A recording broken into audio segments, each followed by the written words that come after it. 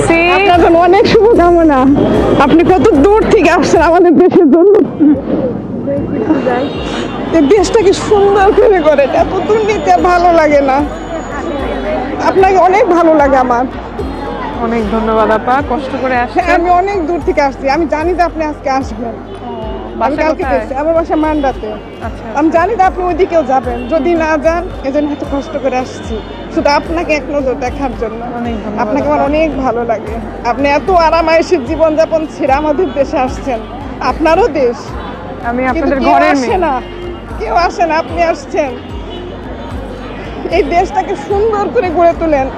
আমাদের সন্তানেরা, আপনার সন্তানেরা যাতে ভালোভাবে এই দেশটাকে সুন্দরভাবে দেখতে পারে। সবাই তো শুধু চুরি করে চলে যায়, ডাকাতি করে চলে যায়।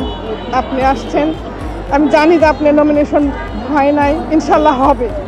আপিল হবে। করছি, জি। হ্যাঁ, আমি দেখছি আপনি আপিল করছেন, ইনশাল্লাহ হবে, আপনি জিতবেন। আপনাদের বিশ্বাস যাতে ধারণ করতে পারি সেজন্য দোয়া ইনশাল্লাহ করি। পারবেন, আপনি পারবেন। দোয়া রাখেন।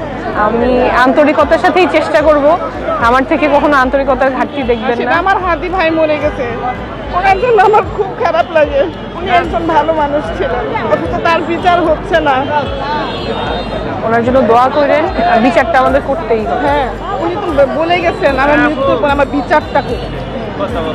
আমি চাই নতুন সরকার আপনারা গঠন করেন, ওনার বিচারটা করেন। উনি অনেক ভালো মানুষ ছিলেন, মানুষের জন্য কথা বলছেন।